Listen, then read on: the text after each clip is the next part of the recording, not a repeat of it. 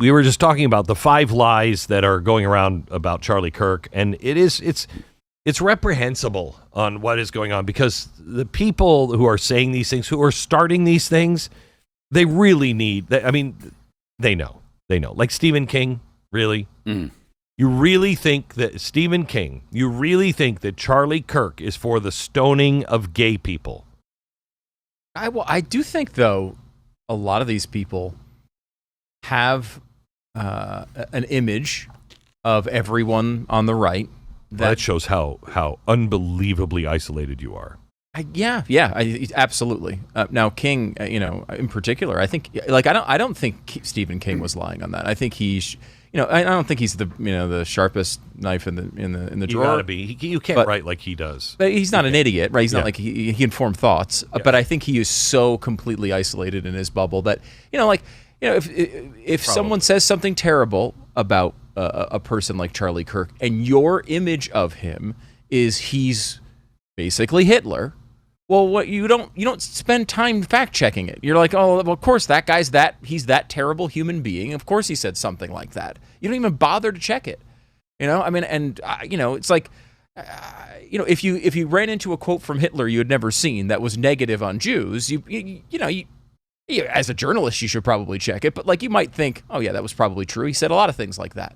That's how they think about people who are like normal conservatives who want lower taxes and less regulation. And that is really, really disturbing. So these lies are really prominent. People really believe these things. So there's a couple of them. Here are the 5. The first one is Charlie Kirk said black people were better off in slavery.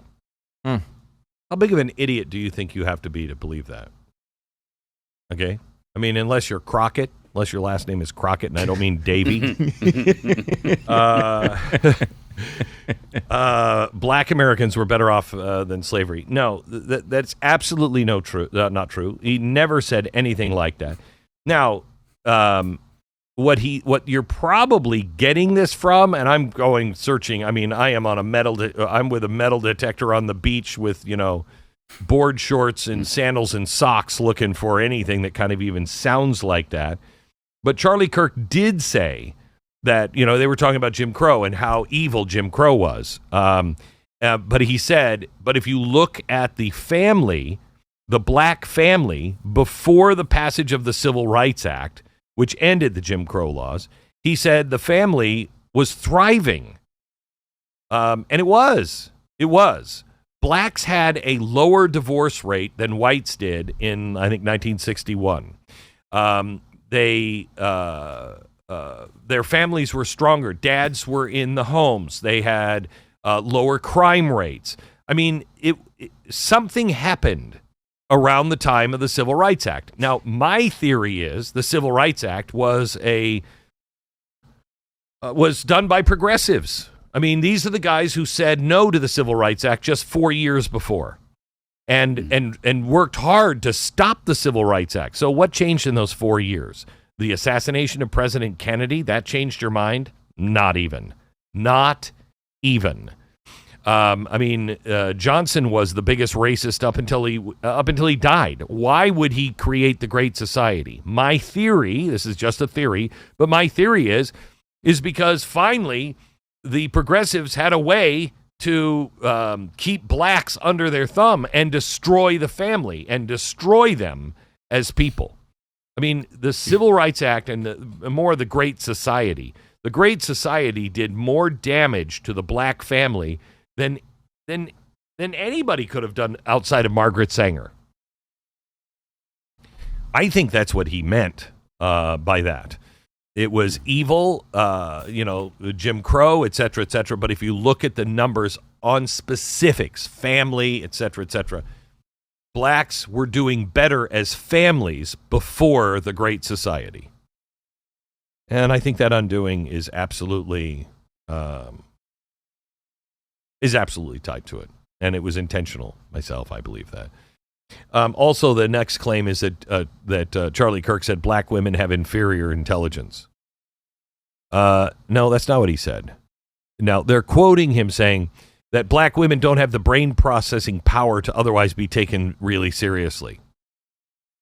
How How bad does your image have to be of people on the other side to believe that they could say that?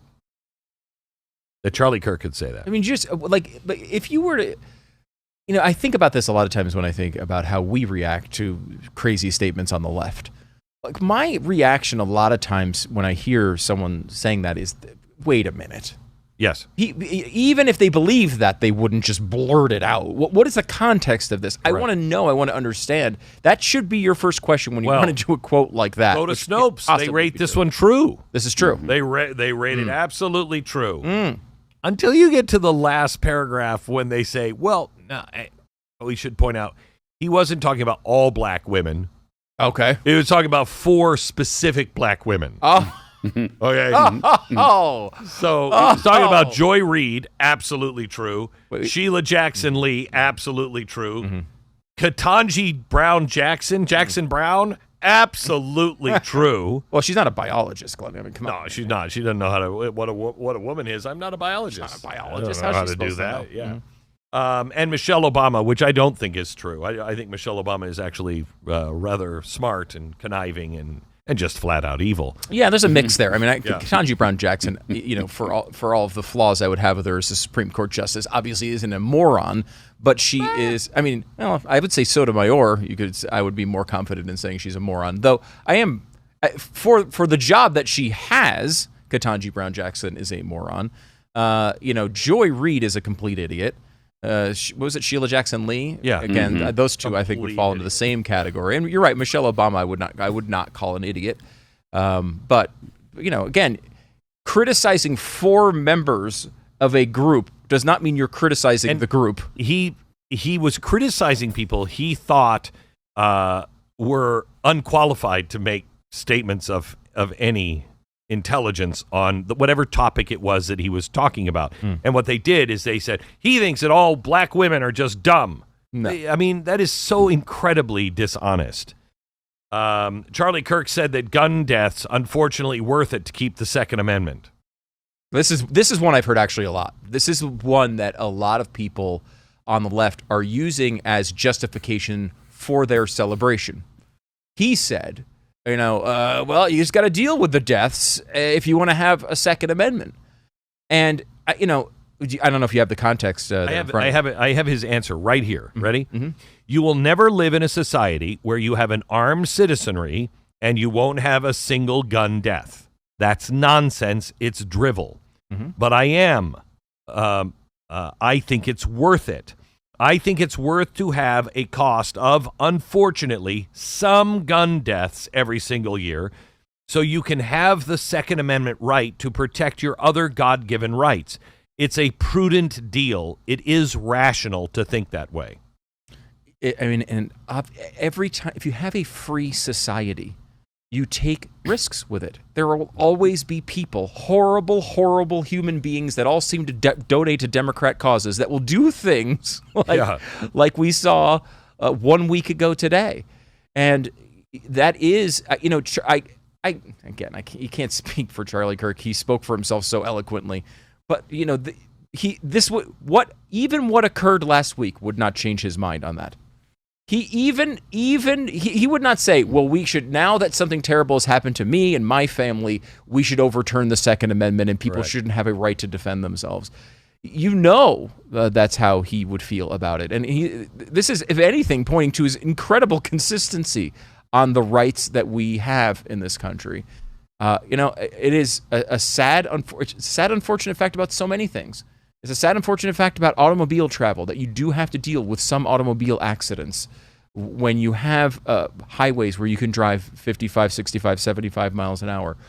We all understand that's true. It's unreasonable to think that you could live in a society with automobiles and not have some automobile accidents. It is absolutely true. And that is exactly what he said about guns. And frankly, the other thing that's important here to understand is if you did eliminate all guns, you would not eliminate all murders. Even if they did in England. Oh, they did. We're all set. They're all set. There's no murder there. Wow, I didn't realize. No violent crimes there. I keep reading about them. Is that all false? It's all false. That's Donald Trump. You know what I mean? Yeah. And his crazy. Last one. Charlie used an Asian slur. Now, I'm not going to use the slur, obviously. I'm just going to say it's what happens sometimes with armor. There's a very famous saying about armor that has nothing to do with the Chinese or Asian at all. But I'm not even going to put those together in this context now for you. You'll have to figure that out. But the thing that's going around is he used that slur to yell at an Asian woman in the audience. Now, again, what kind of monster or how stupid? You should know on its face that's false. Yeah. You shouldn't even have to look it up. You should know that's false. I mean, how stupid would Charlie Kirk have to be?